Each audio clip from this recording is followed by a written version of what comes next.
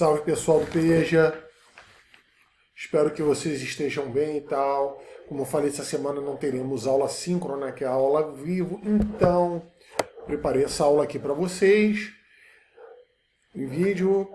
Vamos dar continuidade ao assunto da semana passada e depois eu vou deixar na plataforma um exercício para vocês, tá?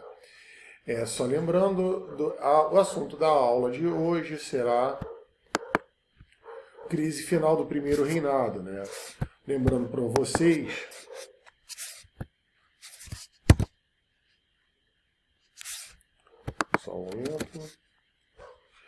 para vocês que o reinado de Dom Pedro I, né, ele teve várias revoltas, né? Como eu falei para vocês, essas revoltas também são por conta de um detalhe, né? O Brasil ainda não tinha um sentimento de unidade, você tinha diversos interesses diferentes no Brasil, né? Quer dizer, nas elites regionais, e você ainda tinha o detalhe, né, de que as elites se desagradaram muito com a postura de Dom Pedro I de encerrar aquela Assembleia Constituinte, não assinar a Constituição, que foi que eu falei para vocês, a Constituição da Mandioca, e ele próprio fazer. Resultado, né? Vou voltar aqui. Você vai ter uma situação tensa no governo, e você com a Confederação do Equador e a Guerra da Cisplatina, você também vai ter vários conflitos pontuais, onde Dom Pedro I vai aos poucos perdendo, né? E perdendo o poder político, e depois ainda tem o problema do golpe de Estado que o irmão dele dá em Portugal, que vai fazer com que ele abdique o trono. Mas vamos falar primeiro da Confederação do Equador.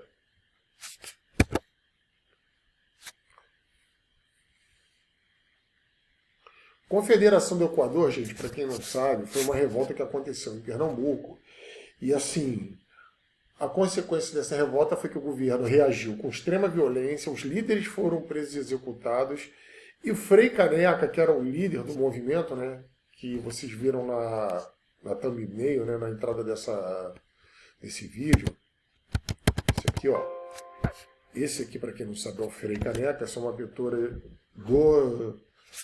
do fuzilamento dele.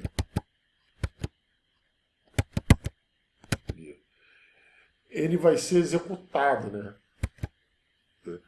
Para quem não sabe, né, a Confederação do Equador, ela foi uma revolta que aconteceu em Pernambuco, justamente de membros da elite pernambucana que estavam insatisfeitos com a dissolução da Assembleia e com o caráter centralizador que o Dom Pedro I estava impondo com aquela Constituição, né?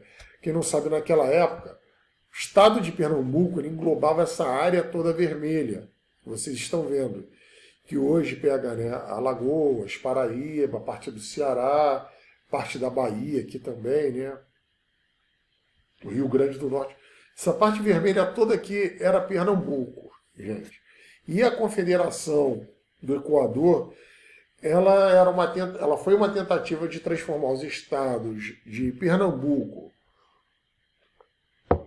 Paraíba e Rio Grande do Norte numa república. Ceará também, como vocês veem aí. Numa república, tá? Ok? Como eu falei para vocês, voltando aqui, ela foi uma reação a essa postura do Dom Pedro I, de querer centralizar o poder, né? Vale lembrar, gente, que um dos motivos dele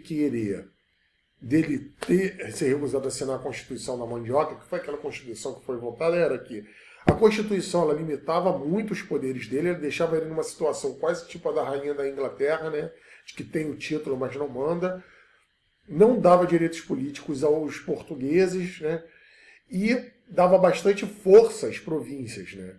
Na prática era quase como se o Brasil fosse se tornar uma república uma república federalista quase, né? Ela dava bastante autonomia às províncias e o Dom Pedro ele vai, se recusa, ele dissolve a Assembleia e o que ele faz? dissolve a Assembleia e o que ele faz?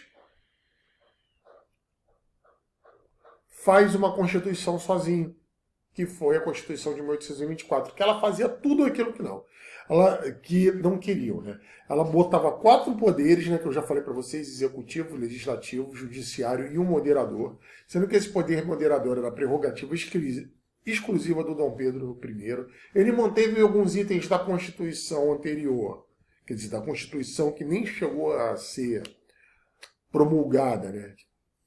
A tal Constituição da Mandioca, como o voto censitário, divisão de províncias, só que as províncias não escolhiam os presidentes, quem escolhia era ele. As províncias não escolhiam senador era ele que escolhia, e senador era cargo vitalício. Isso tudo desagradou às elites locais, principalmente a elite pernambucana. E foi a razão da revolta, né? Que queria instaurar uma república em Pernambuco. Mas ela não foi a única revolta que ajudou a acabar com o Império, não. Essa logo foi no início. Teve uma que foi praticamente o prego no caixão, que foi a revolta da Cisplatina. Essa aqui, ó.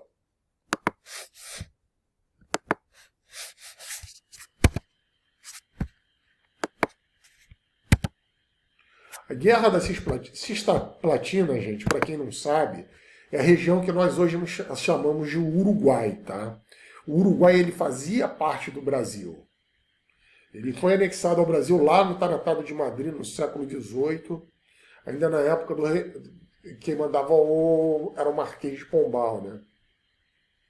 Isso aí por conta das variações que o mapa do Brasil teve, pelo menos desde a União Ibérica, né? Que a União Ibérica praticamente fez o Tratado de Tordesilhas cair, né? Vamos voltar aquele mapinha ali da Confederação do Equador para eu explicar rapidinho para vocês como é que era isso.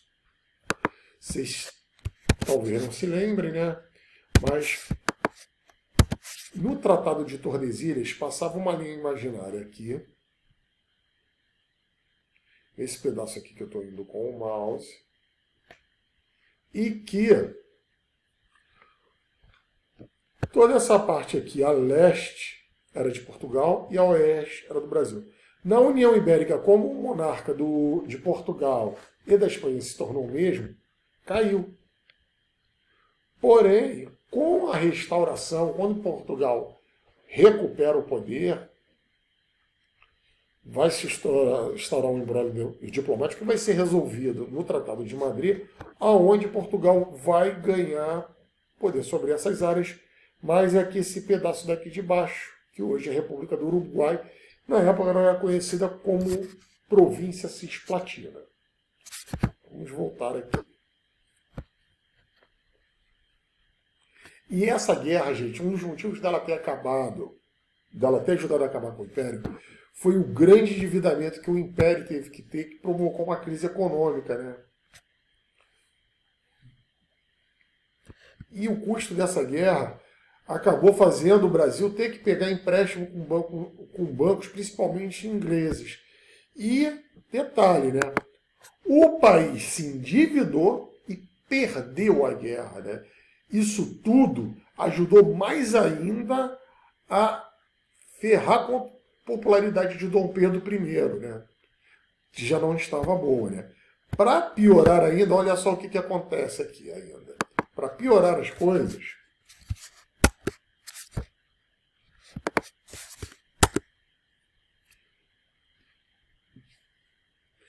você ainda vai ter, por conta da postura que ele adotava, né, de tentar, em vez de tentar dialogar com o outro lado, de se cercar de pessoas que já eram aliadas dele, e usar do poder dele para imitação do outro, você tinha um parlamento dividido, né, que você tinha de um lado os senadores, que apoiavam eles, que senador quem escolhia era ele.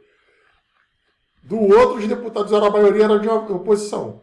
Porque os deputados eles eram basicamente eleitos pela elite do país que não simpatizava com ele, né?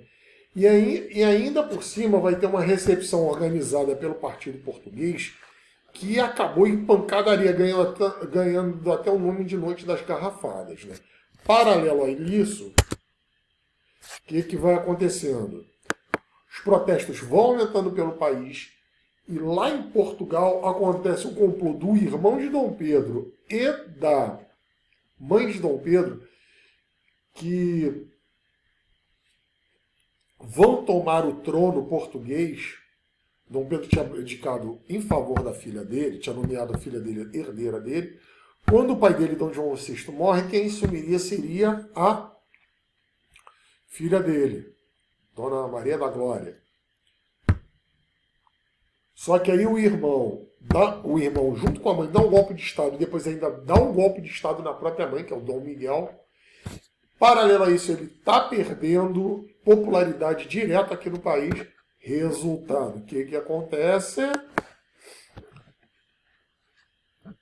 Ele abdica em favor do seu filho, Dom Pedro de Alcântara, que vai se tornar depois o Dom Pedro II, nomeia José Bonifácio de Andrada, ou que era chamado de Patriarca da Independência, né?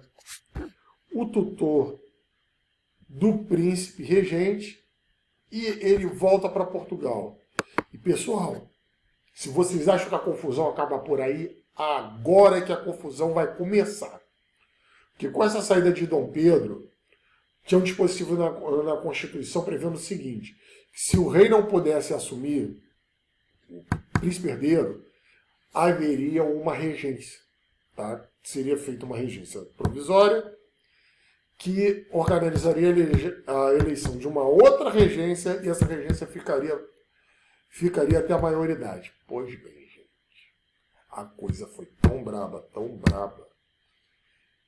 que em 1841 acabaram tendo que antecipar a maioridade do Dom Pedro II com 14 anos para o país não quebrar de vez, não se fraturar de vez. O final do primeiro reinado vai dar início ao período mais conturbado da nossa história política durante o Brasil Império, que é a regência.